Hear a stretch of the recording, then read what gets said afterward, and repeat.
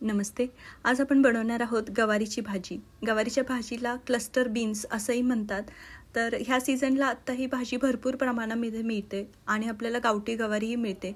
तर आज आपण ती बनवणार आहोत. त्यासाठी खलबत्त्यामध्ये थोडासा लसूण आणि कच्चे जिरे चेचून घ्यायचे. एकदा हे वाटण तयार झालं की कढईमध्ये तेल गरम करायचं आणि गरम तेलामध्ये फोडणीलाच जिरे आणि लसूण घालायचे. लसूण व्यवस्थित भाजला गेला की याच्यामध्ये आपण बारीक चिरलेला एक मीडियम साईजचा कांदा मिक्स करायचा. आता हा कांदाही व्यवस्थित या तेलामध्ये परतून घ्यायचा. कांदा पटकन भाजावा म्हणून ह्याच्यात कांद्याच्या अंदाजानुसार अगदी थोडंसं मीठ घालायचं आणि हा कांदा व्यवस्थित परतून घ्यायचा. कांदा परतून झाला, थोडासा मऊ झाला की याच्यामध्ये निवडून घेतलेली गवारीची शेंग आहे ती तुम्ही हव्या त्या साईजमध्ये कट करून घेऊ शकता. ती याच्यामध्ये मिक्स करायची. आता ह्याच कांद्याबरोबर गवारीची शेंग आपल्याला 2 ते 3 मिनिटं व्यवस्थित भाजून घ्यायची आहे. ही गवारीची शेंग फक्त तेलात भाजण्यापेक्षा ही अशी कांद्याबरोबर भाजली तर पटकन शिजली जाते. तर याला 2 मिनिटं भाजून घ्यायची आणि गवारीच्या अंदाजाने मीठ घालायचं. मीठ घातल्यानंतर थोडंसं परतायचं आणि आता याला झाकण ठेवून वाफ देणार आहोत आपण. म्हणजे मग मिठाला सुटलेल्या पाण्यावर ही गवारी अजून थोडीशी व्यवस्थित भाजली जाईल. तर हे पहा, आता गवारीचा हळूहळू कलरही चेंज व्हायला लागलेला आहे. तर आता गॅस कमी करायचा आणि याला झाकून 1-2 मिनिटं वाफ द्यायची. 2 मिनिटानंतर पाहाल तर असं गवारीला थोडंसं पाणी सुटलेलं दिसेल आणि कांदा पण व्यवस्थित भाजलेला असेल. आता ह्या स्टेजला आपण याच्यामध्ये मसाले मिक्स करायचे. तर आपण गावरान पद्धतीने गवारीची भाजी बनवतोय तर गावाकडे याच्यामध्ये फार मसाले घालत नाहीत. याच्यामध्ये लाल तिखट मिक्स करतात. तर इथे तुम्ही घरगुती मसालाही घालू शकता किंवा रेड चिली पावडर पण घालू शकता. आणि मेन इन्ग्रेडियंट आहे कारळ्याची चटणी. तिला नायगर सीड असंही म्हणतात.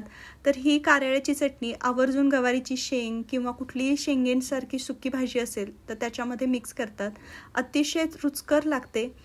आता ते मसाले मिक्स झाले की याच्यामध्ये गवारी बुडेल इतपतच पाणी घालायचं आणि आता याला झाकून आपण वाफेवर शिजवणार आहोत. तर या पाण्याला पहिल्यांदा उकळी येऊ द्यायची. याला व्यवस्थित उकळी यायला लागली की मग याला गॅस कमी करायचा आणि मंद गॅसवर ही गवारीची शेंग शिजू द्यायची. या पद्धतीने गवारी शिजवून बनवली तर टेस्टला खूप सुंदर लागते. ही भाजी कुकरमध्येही छान होते. फक्त ह्या कुकरमध्ये शिजवताना पाणी याला कमी घालावं लागतं आणि जर असं कढईत शिजवत असाल तर पाणी थोडंसं जास्त घालावं लागतं. आता मध्ये आधी झाकण काढून 1-2 वेळा हलवून पाहायची. आता ही पाणी आहे आणि अजून गवारी आपल्याला शिजलेली नाही तर एकदा खालीवर करून घ्यायची आणि पुन्हा हिला झाकण ठेवून व्यवस्थित शिजायला ठेवायची. थोड्या वेळाने पाहिल्यानंतर असं दिसेल की गवारीतलं पाणी बरंचसं कमी झालेलं आहे आणि आता ही गवारी आपली मऊ पडायला सुरुवात झालेली आहे. तर ह्या स्टेजला चेक केलं तर 80% गवारी शिजलेली असते. आता ह्या स्टेजमध्ये आपण शेंगदाण्याचं कूट घालणार आहोत. तर इथे भाजलेल्या शेंगदाण्याचं कूट 2 चमचे मिक्स केलेलं आहे. महाराष्ट्रीयन डिशेसमध्ये बऱ्याच ह्याच्यामध्ये भाजीमध्ये शेंगदाण्याचं कूट हे असतं. तर शेंगदाण्याचं कूट घातल्यानंतर आता फक्त 2 ते 3 मिनिटच आपण याला वाफ देणार आहोत. कारण तोपर्यंत कूटही आपलं शिजलं जातं आणि राहिलेली शेंग जी थोडीफार कच्ची आहे तीही शिजून जाते. आता व्यवस्थित एकसारखी मिक्स करून घ्यायची. हे पहा, पाणी खूप आटवायचं नाही, अगदी बेताचं पाणी ठेवायचं म्हणजे शेंग ओलसर आणि अशी मसालेदार लागली जाईल. अशी बनवलेली सुकी गवारीची शेंग ही भाकरीबरोबर चपातीबरोबर सुंदर लागते. टिफिनलाही देऊ शकता आणि गरमागरम कमीत कमी तेलामध्ये तयार होते. तर मस्त अशी ही रेसिपी आहे. नक्की ह्या सीझनला ट्राय करा आणि आवडल्यास लाईक करा, सबस्क्राईब करा, इतरांबरोबर शेअर करा.